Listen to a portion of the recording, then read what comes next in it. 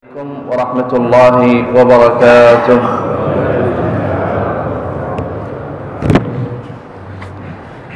Alhamdulillahi rabbil alamin.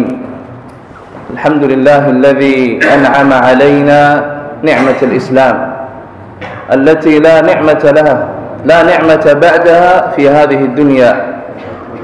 Ni'mat kalimat at-tauhid. أشهد أن لا إله إلا الله وحده لا شريك له شهادة تنجي قائلها من عذاب النار وأشهد أن محمدا عبده ورسوله صلى عليه الله وسلم ما دامت الأرض وما دامت السماء وعلى آله وأصحابه ومن اقتفى أثره واستنى بسنته إلى يوم الدين. Amma ba'd.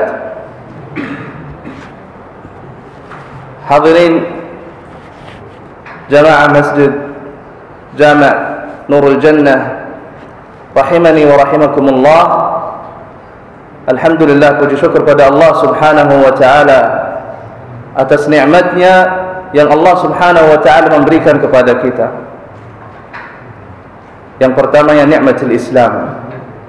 Tidak ada nikmat lebih besar dari itu di bumi ini. Kemudian nikmat aqidah yang benar, aqidah ahli sunnah wal jamaah.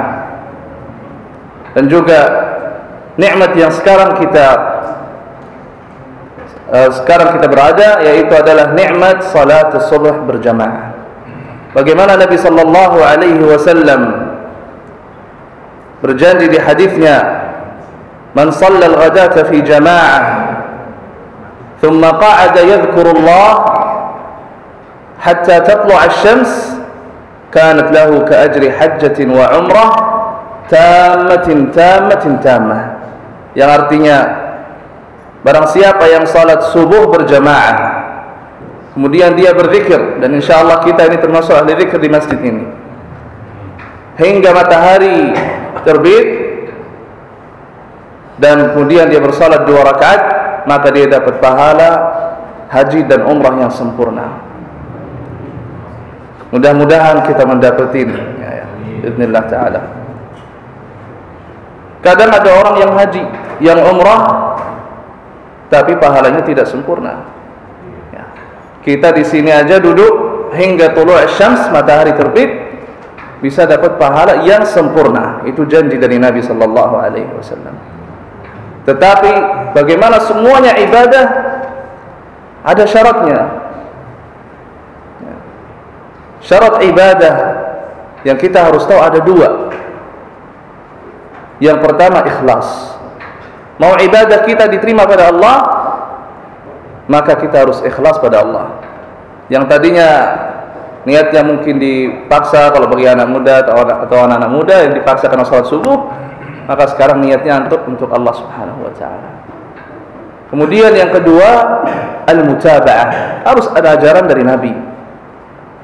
Dan alhamdulillah, terkait dengan hadis ini dari Nabi, tinggal ikhlas yang kita harus melakukan. Dengan itu insyaallah taala orang mendapatin hajjah atau pahala hajjatin wa umrah tamatin tamah. Sebelum kita masuk tema kita, kemarin ditanya sama Pak Irwan, ya silahkan mungkin bisa tema apa aja. Tapi karena saya emang takhasus atau bidang saya pas saya kuliah saya di Madinah Munawwarah, lulusan Jami'ah Islamiyah di Madinah, di bidang akidah, Kuliah Da'wah wa Usuluddin, dasar agama. Ya, Kuliah Da'wah, kuliah dakwah, wa Usuluddin. Usuluddin artinya adalah dasar agama. Tentu dasar agama bukan salat, bukan puasa, bukan haji, tetapi adalah aqidah, tauhid. Kita semua tahu ruknul Islam pertama dimulai dengan salat. Betul enggak? Rukun Islam pertama kali dimulai dengan salat atau dengan syahadatain? Dengan syahadatain ya. Maka itulah yang saya pilih tema insyaallah. Yang pertama untuk saya sendiri juga agar ingat, agar tidak terlupa, dan juga untuk insyaallah bagi ilmu. yaitu tentang tauhidullah, yang artinya mengesahkan Allah Subhanahu wa taala. Jadi sebelum kita masuk ke tema itu, mungkin ada beberapa hal yang saya mau bagi ya. Yang pertama terkait dengan mungkin sekarang yang lagi tren COVID-19 ya, atau virus corona. Kita alhamdulillah bagi orang mukmin, orang muslim yang beriman kepada baginda Nabi Muhammad sallallahu alaihi wasallam, tidak perlu khawatir lagi. Alhamdulillah kita berwudu kurang lebihnya sekitar 5 kali. Dan para dokter semuanya mengakui kalau orang mencuci tangan ya, hingga 40 detik maka virus akan hilang. Maka alhamdulillah kita sering nyuci, dan pas kita mencuci tangan kurang lebihnya sekitar 40 detik. Dan juga yang melalui hidung, madmadah wal istinsya, ada juga di ajaran Islam. Jadi tidak perlu panik, tapi yang kita perlu memang berhati-hati. Karena juga ada setiap penyakit ada obatnya. Yang bagaimana Nabi sallallahu alaihi wasallam bersabda, "Ma min da'in illa wa lahu dawa." Tidak ada penyakit apapun kecuali ada obatnya. Tapi mungkin sampai saat ini, ya wallahu a'lam, apakah sudah didapetin atau belum. Dan juga yang kita harus tahu, segala musibah ya, maupun musibah yang kecil ataupun musibah yang besar, kita pergi kemanapun ya, kalau Allah udah menghendakinya, udah mentakdirinya, maka akan jadi. Bagaimana Allah Subhanahu wa taala berfirman, "Qul lan yusibana illa ma kataballahu lana." Qul lan yusibana, kita tidak akan dapat musibah apapun ya, kecuali udah illa ma kataballahu lana, udah dihendaki pada Allah Subhanahu wa taala kepada kita. Jadi ada yang orang biasanya karena khawatir, misalnya di Jakarta, dia pergi keluar Jakarta karena takut dari virus itu. Ya, itu hal yang malah yang salah. Di salah satu hadis Nabi yang artinya ya, apabila di satu kota yang ada marat ta'un atau wabah, maka kita dilarang keluar darinya, dan juga kita larang mendatangi kota yang ada wabah ini. Kenapa dilarang pada Nabi? Iya, diisolasi atau tidak, biar tidak tersebar di mana-mana. Maka kita insyaallah dengan sering wudu, istiqamah kepada Allah, maka terjaga insyaallah dari hal itu. Apalagi ada juga yang namanya azkarus sabah wal masa, zikir pagi dan petang. Banyak zikir-zikir di situ yang sudah dijanjikan pada Nabi. Ya, barang siapa yang mengucapinya, maka dia dilindungi hingga sore harinya. Salah satunya Bismillahilladzi la yadurru ma'asmihi syai'un fil ardi wa la fis sama' wa huwas sami'ul alim. Zikir pagi seandainya kita baca, insyaallah tidak lebih dari 10 menit dengan lengkap. Kalau yang mau singkat, ada zikir-zikir yang singkat, yang tidak sampai zikir la ilaha illallah 100 kali ataupun yang istighfar 100 kali, itu 5 menit atau enggak sampai juga. Dan juga di antaranya kita baca Qul huwallahu ahad dan Al-Mu'awwidhatain. 3 surat ini, Qul huwallahu ahad dan Qul a'udzu birabbil falaq dan Qul a'udzu birabbin nas, kita juga dijanji pada Nabi, barang siapa yang membaca ini, maka kufita wa wuqit. Kufita, cukup, Allah melindungi kamu dengan mengucapkan zikir ini dan ayat-ayat suci Quran. Dan juga bagaimana surat Al-Fatihah juga obat buat kita. Selama kita membaca Al-Quran untuk meruqyahi diri kita, insyaallah terlindung dari segala yang kita tidak sukai. Nabi SAW tidak pernah meninggalkan sebelum tidur meruqyahin dirinya. Yang kita harus tahu mungkin jarang yang melaksanakan. Sebelum tidur dia wudu, kemudian meruqyahin diri. Meruqyahin dirinya dengan cara bagaimana?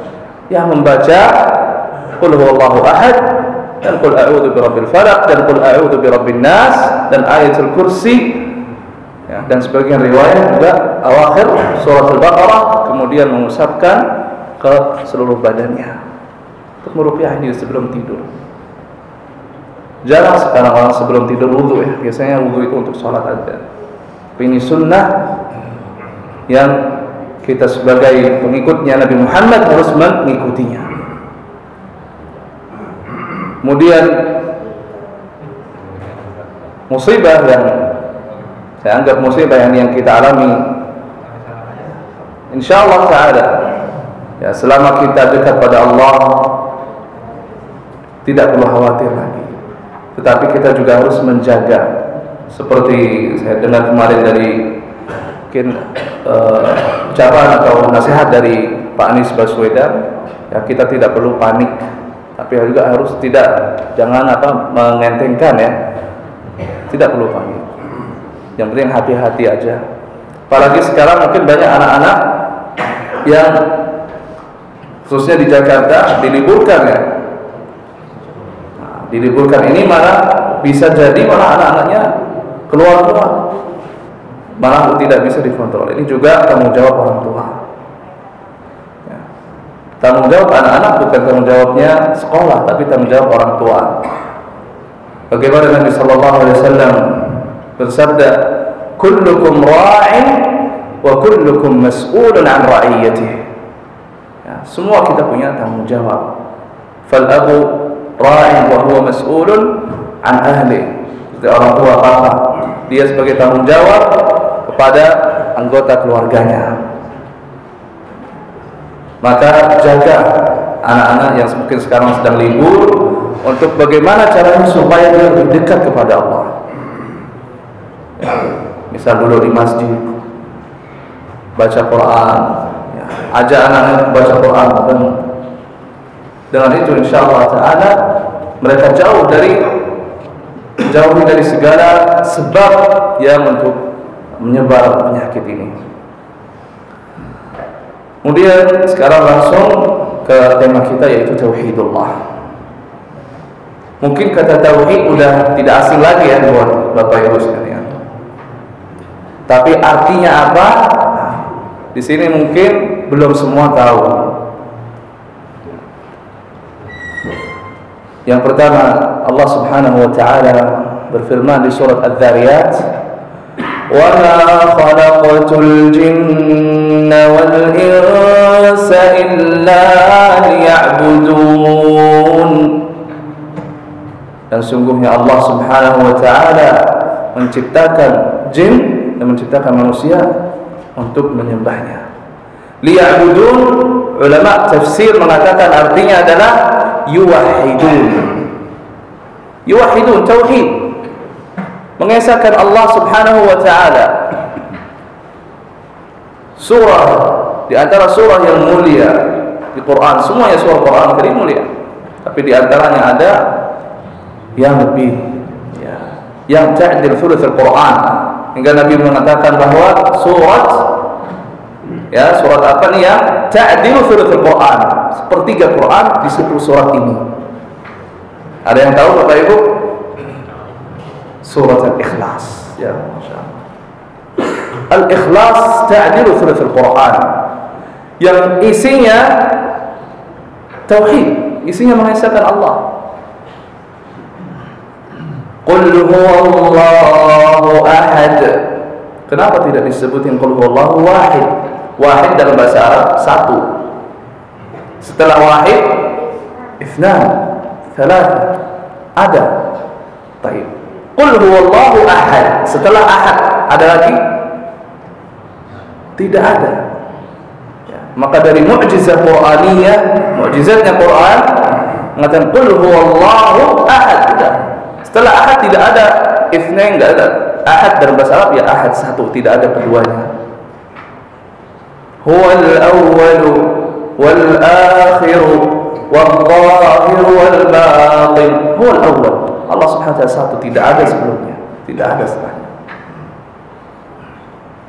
Maka itulah yang kita harus mengetahui. Allah Subhanahu wa ta'ala menciptakan kita untuk menyembah Allah Subhanahu wa ta'ala. Menyembahnya yaitu sesuai apa yang diajarkan oleh Nabi. Karena kita tidak diciptai tanpa ada yang mendakwahi kita atau yang memberitahu ibadah kita. Bagaimana di Quran Allah Subhanahu wa ta'ala berfirman, وَلَقَدْ بَعَثْنَا فِي كُلِّ أُمَّةٍ رَسُولًا. Sungguhnya Allah Subhanahu wa ta'ala mengutuskan di setiap umat Rasul. Untuk apa? Apa tugasnya? An i'budullaha wajtanibut taghut.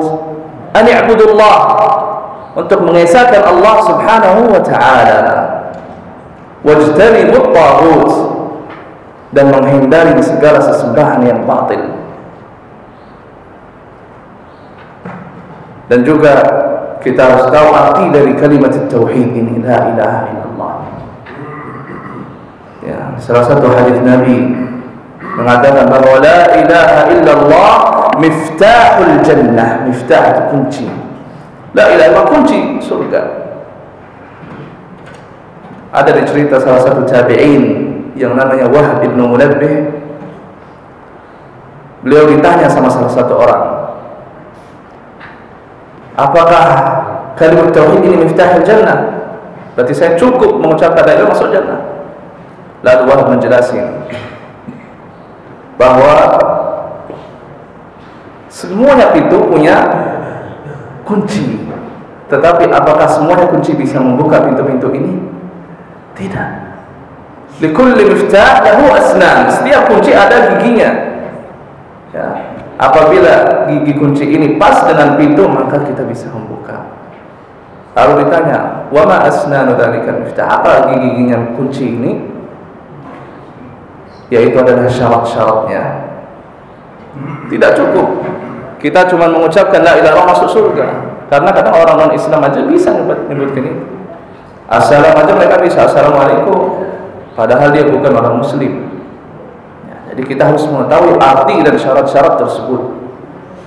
Dan juga banyak hadis yang salah satunya Nabi bersabda, man qala la ilaha illallah dakhala al-jannah.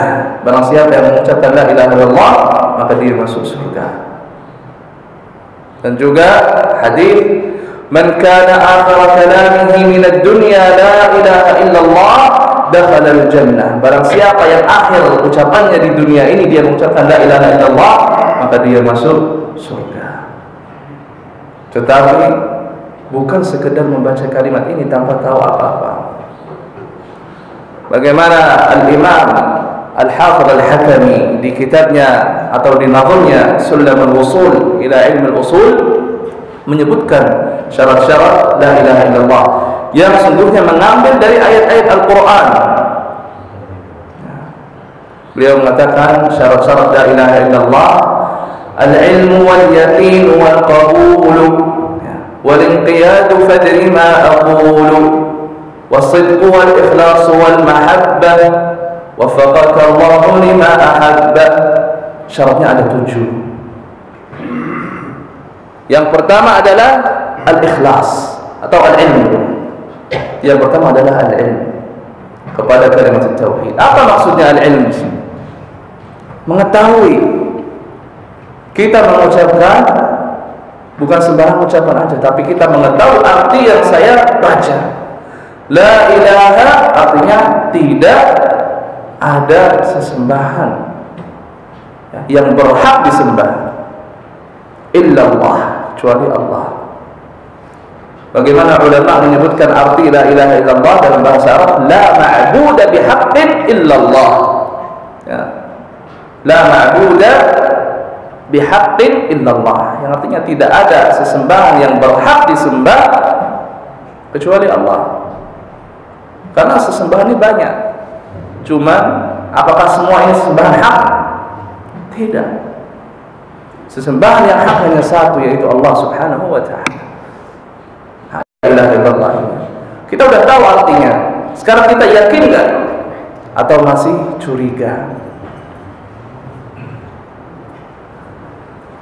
Kalau orang masih curiga terhadap apa yang dia ucapin, berarti kunci surganya ini tidak bisa dibuka. Harus kita meyakini, dan setelah kita mengetahui, kita meyakini apa yang kita ucapin. Kemudian di sini juga ada dalilnya. Tadi dalil yang pertama terkait dengan al-ilm. Ya, bagaimana Allah Subhanahu wa taala berfirman, "Fa'lam," ya, ketahuilah, "annahu la ilaha illallah wastaghfir li dhanbik." Ketahuilah bahwa tidak ada Tuhan yang berhak disembah kecuali Allah. Wastaghfir li dhanbik. Kemudian kita beribadah, beristighfar pada Allah Subhanahu wa taala atas dosa-dosa kita. Yang tadi al-yaqin, dalilnya Allah Subhanahu wa taala berfirman, "Innamal mu'minuna alladziina aamanu idza dzukirallah." Atau afwan, "Innamal mu'minuna alladziina aamanu billahi wa rasulihi thumma lam yartabu." Dia tidak curiga lagi. Innamal mu'minun alladziina aamanu, orang-orang yang mukmin kepada Allah dan kepada Rasulnya,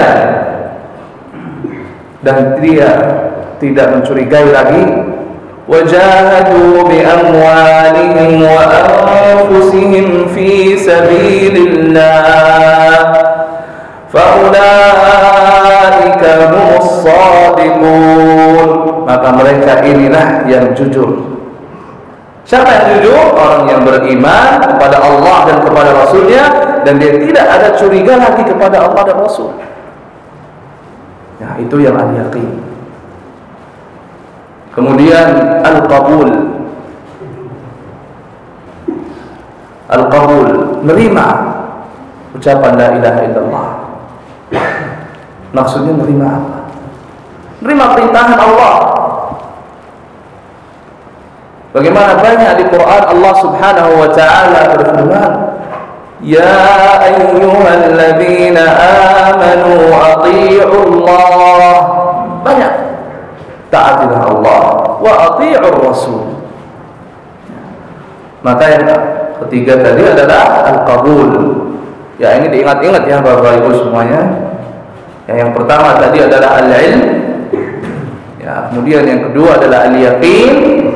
Kemudian yang ketiga al-qabul, kita terima kalimat tauhid ini. Kemudian selanjutnya al-inqiyad, berpatuh pada Allah Subhanahu wa taala, taat kepada segala perintahannya, perintahan Allah Subhanahu wa taala.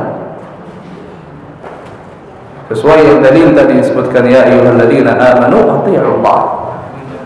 Segala perintahan Allah Subhanahu wa taala kita harus taat kepadanya dan taat kepada Rasulnya.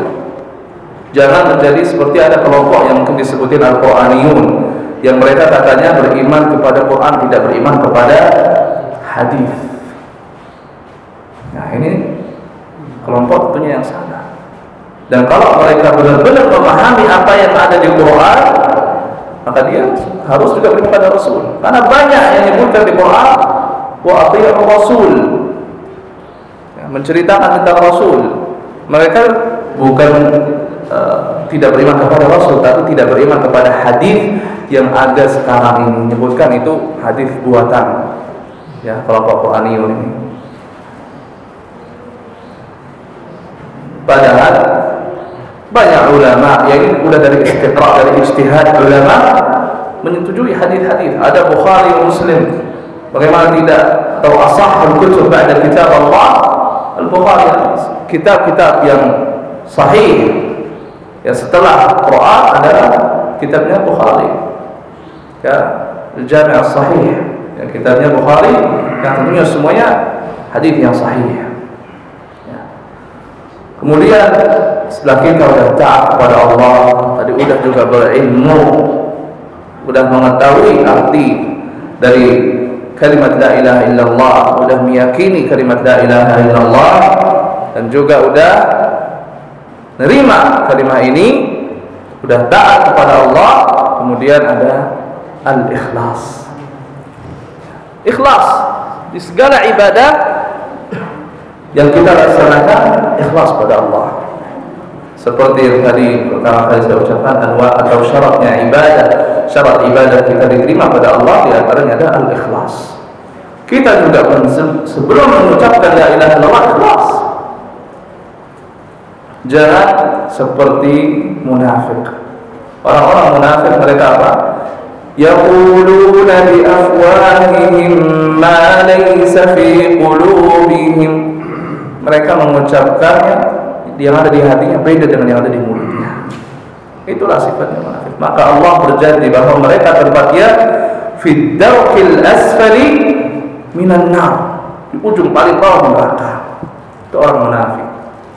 Karena mereka ya semuanya sifatnya, semua ibadahnya yang mereka laksanakan bukan ikhlas, tetapi yura'unan nas, untuk dilihat sama orang.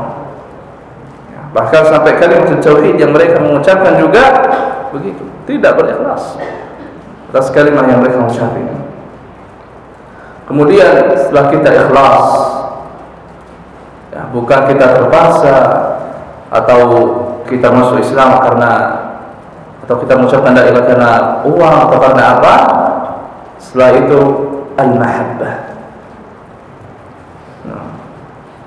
Al-mahabbah, cinta kepada kalimat tauhid ini. Karena kalau kita udah cinta kepada kalimat tauhid, kita cinta kepada Allah, cinta kepada Rasulullah, cinta kepada orang-orang yang beriman kepada Allah dan Rasulnya.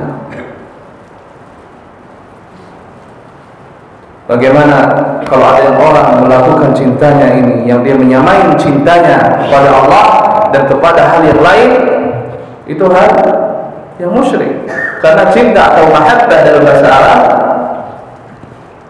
itu salah satu anwa ibadah, salah satu bagian dari ibadah. Tapi cinta kita kepada orang ya beda. Ya, ada cinta itu yang cinta yang tabai, ya, yang cinta normal biasa, cinta pada orang tua, cinta kepada istri, cinta itu yang biasa. Ada yang cinta adzul wal mahabbah, yang adzul wal khudu', cinta yang kita hingga merendahkan diri kita, taat kepada peraturan, taat kepada perintahannya, itu yang kita harus melakukan kepada Allah Subhanahu wa taala. Bagaimana Allah Subhanahu wa taala berfirman surat Al-Baqarah, wa minan nasi man yattakhidhu min dunillahi andada yuhibbunahum ka hubbillah walladzina amanu ashaddu hubban lillah walau yara alladhina walamu idh yarawna al'adab anna al-quwwata lillahi jami'an wa anna allaha shadidul 'adab, yang artinya di antara manusia, wa minan nas, di antara manusia, man yattakhidhu min dunillah, yang mereka menjadikan ya selain Allah kahubbillah, mencintai mereka sama cintanya kepada Allah. Berarti ini yattakhidhu min dunillah nidda, mereka menyekutukan Allah Subhanahu wa taala. Maka apa janjinya Allah? Disebutkan di ayat wa anna allaha syadidul 'adab, Allah sesungguhnya Allah siksanya sangat pedih. Maka kita hati-hati.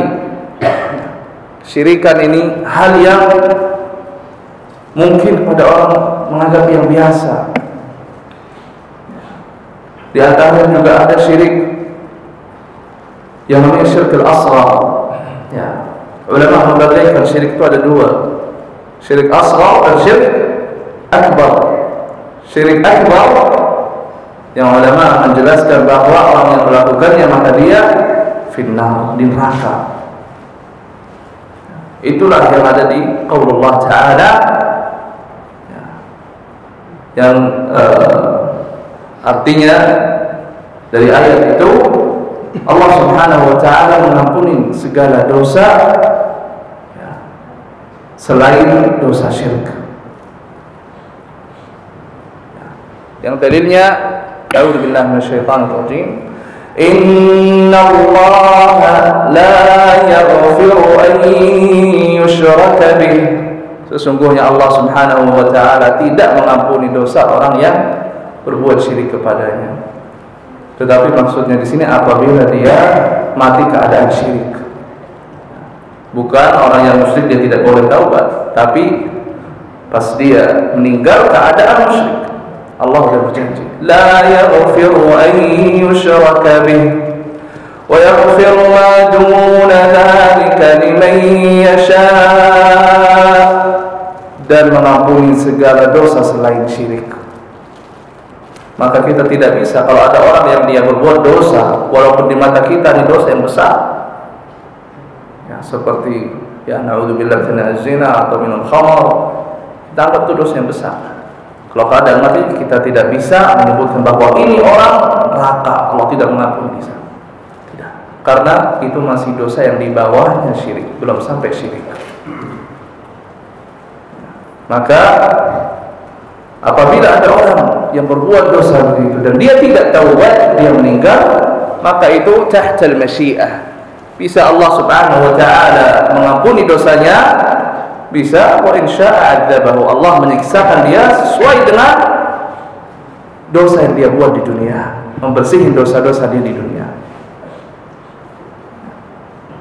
Ada dari kelompok-kelompok seperti Jahmiyah dan Mu'tazilah. Di antaranya ada Mu'tazilah. Mu'tazilah ini yang menyebutkan bahwa apabila ada orang yang berbuat dosa besar, ya, maka dia sudah keluar dari Islam dan dia bukan orang kafir, tapi mereka menyebutkan fi manzilah bainal manzilatain. Itu di dunia, dia tidak muslim, tidak kafir. Tetapi apabila dia mati, maka dia di neraka. Itu buat orang yang berbuat dosa. Misalnya ada orang yang bohong, ada yang dia minum khamr, ada dia, mereka menyebut itu kafir. Dan itu hal yang salah. Nah, karena dia masih menyembah pada Allah. Apabila dia menyembah pada Allah, apabila dia tidak musyrik, hanya berlaku dosa-dosa itu, maka kita bisa nyebutnya, kalau Ahlus Sunnah menyebutkan mukminun, ya, fasiqun bi kabiratihi, orang mukmin tapi fasik terhadap perbuatan-perbuatannya. Dan dia tentu di akhirat imma an yu'adzibahu Allah wa an yaghfir. Di akhirat kita tidak tahu, bisa Allah Subhanahu wa ta'ala mengampuni dosa-dosanya, dan juga bisa Allah Subhanahu wa ta'ala menyiksa sesuai dengan perbuatannya. Itu kelompok Mu'tazilah. Ada juga Khawarij, yang mereka mengkafirkan orang di dunia, tentunya di akhirat di neraka. Itu tuh orang-orang Khawarij yang mungkin terkenal sekarang tuh ya kayak kelompok-kelompok ISIS dan ya Khawarij, teroris dan lain-lain. Mereka kenapa membunuh orang muslim? Yang kita masih menganggap itu orang muslim. Kenapa mereka membunuh? Karena mereka udah tidak ada keyakinan lagi bahwa ini orang muslim, tidak. Mereka menyebutnya orang kafir, maka dibunuhin semuanya itu. Ini semuanya terkait dengan akidah. Kalau ada akidah yang batil kayak ini, maka itulah yang terjadi. Darahnya orang muslim jadi murah, dibunuhin. Yang mereka menganggap itu bukan orang muslim. Mengkafirkan orang udah biasa. Kalau kita melihat di agama Islam, sangat sulit di akidah Sunnah, sulit kita mengeluarkan orang dari Islam. Bahkan kalau orang ada yang berbuat syirik, kalau dia belum tahu atau tidak ada hujjah baginya, maka dia bisa diampuni oleh Allah. Mungkin dia punya perbedaan terkait dengan pemahaman, kita jelasin. Apabila dia tidak benar, ya maka perbuatannya syirik. Kalau dia terima, Allah SWT mengampuni. Kemudian Setelah tadi kita tahu syirik akbar dan syirik asghar, kita harus tahu syirik asghar ini apa. Tadi kalau syirik akbar mengeluarkan orang dari Islam. Seperti apa? Seperti orang yang harusnya sholat untuk Allah, tapi dia malah sholatnya di kuburan untuk si fulan yang ada di kuburan. Yang seharusnya dia menyebutkan Bismillah membelih kurban, dia menyebutkan Bismi sapa gitu ya. Itu syirik akbar. Karena ini semuanya ibadah yang kita tidak bisa melakukan ini untuk selain Allah. Bagaimana Allah Subhanahu wa taala berfirman di surat yang paling pendek, surat Al-Kautsar, "Fashalli li rabbika wanhar." Salat salat untuk Tuhanmu Allah Subhanahu wa taala. Wanhar, kurban untuk Tuhanmu juga. Nah, ini semuanya syirik akbar. Kalau syirik asghar, ini juga hal yang dikhawatirkan pada Rasul. Bagaimana di salah satu hadis Nabi sallallahu alaihi wasallam ya berkata, "Akhwafu ma akhafu alaikum asy-syirk al-asghar." Yang saya lebih khawatir kepada kalian, kepada umat-umatnya Nabi Muhammad adalah syirik asghar. Kemudian sahabat menanya kepadanya, "Wa ma asy-syirk al-asghar ya Rasulullah?" Apa itu syirik asghar yang kau khawatirkan ya Rasulullah? Kemudian Nabi jawab, ar-riya. Riya. Ya, di sebagian riwayat menyebutkan ar-riya'ul yasir. Riya yang sedikit. Ya, seperti apa? Misalnya dia orang sholat, ya, misalnya dilewati sama orang tuanya, masya Allah. Yang tadinya sholatnya main-main, orang tuanya jadi benar sholatnya. Ini berarti riya. Ataupun ada orang yang dia tidak pernah sholat, tapi karena siapa, si fulan, dia jadi sholat. Itu riya. Dan ini juga di salah satu sifat orang munafik, yura'unan nas. Mereka melakukan semuanya ibadah ini untuk riya, bukan karena Allah. Tetapi di sini disebut di salah satu riwayat ar-riya yasir, yang sedikit, bukan riya yang berlebih-lebih. Sehingga kalau orang riya yang dah lebih, dia salat ini bukan untuk Allah. Salatnya untuk pada lain Allah. Ini salat niatnya untuk Allah, cuman karena ada orang atau karena ada apa sehingga dia lebih khusyuk lagi. Ini yang disebutkan riya yasir. Atau sebagian ulama yang menyebutkan inti dari syirik asghar itu apa? Kullu syai'in musil ila syirk akbar. Segala macam yang mengantarkan kita ke syirik yang akbar, maka itu disebutin syirik asghar. Seperti orang yang bersumpah. Kalau kita bersumpah harusnya pakai nama siapa? Atas nama siapa? Allah ya. Demi Allah, itu hal yang sahih. Tapi kalau ada yang menyebutkan demi orang tua, demi apa aja di sini selain Allah, nah ini yang syirik asghar. Ya. Karena di salah satu hadis Nabi mengatakan, la tahlifu bi abaikum. Janganlah kalian bersumpah atas nama orang tua kalian. Ya, demi orang tua. Karena biasanya di masa jahiliyah orang-orang Arab selalu mengagungkan orang tuanya, sehingga mereka menganggap sudah biasa bersumpah atas nama orang tua. Ya, ataupun ada yang menyumpah atas kehidupan dia, wahayati, demi kehidupanku. Ya. Di salah satu hadis Nabi mengatakan, man halafa bi ghairillahi faqad asyrak. Ya, barang siapa yang bersumpah pada selain Allah, maka dia buat syirik. Karena apa? Kalau orang sudah biasa bersumpah kepada selain Allah, maka lama-lama dia mengagungkan hal itu yang dia bersumpah kepadanya, dan lama-lama malah ibadah kepada hal itu. Maka sebelum sampai ke syirik akbar, Islam sudah mencegah. Ya, saddu dzari'ah, menutup pintu atau menutup perjalanan menuju ke syirik yang besar. Itu terkait dengan syirik asghar. Sekarang kita tahu tauhid, ya, kalimat tauhid ini. Mungkin ada yang berbeda pendapat terkait dengan pembagian tauhid. Ya, ada yang pembagiannya, ada yang tidak setuju. Ya. Tetapi saya ucapkan tauhid, di sini ada 3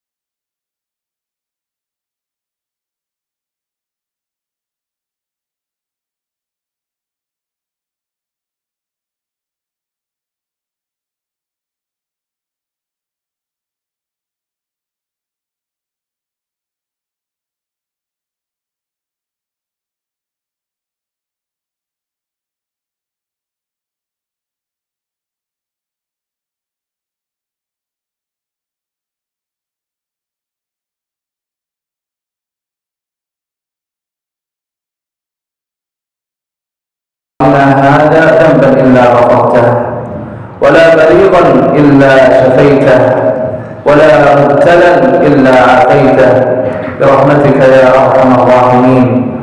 اللهم إنا نعوذ بك من الوباء والبلاء ونعوذ بك من الجنون والجذام ونعوذ بك اللهم من سيء الأسقام.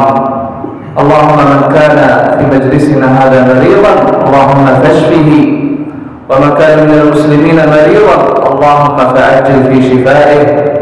اللهم ابعد عنا السوء، اللهم ابعد عنا الوباء والفحشاء وسيء الأسقام برحمتك يا أرحم الراحمين. ربنا تقبل منا إنك أنت السميع العليم، وتب علينا إنك أنت التواب الرحيم، واغفر لنا إنك أنت الغفور الرحيم.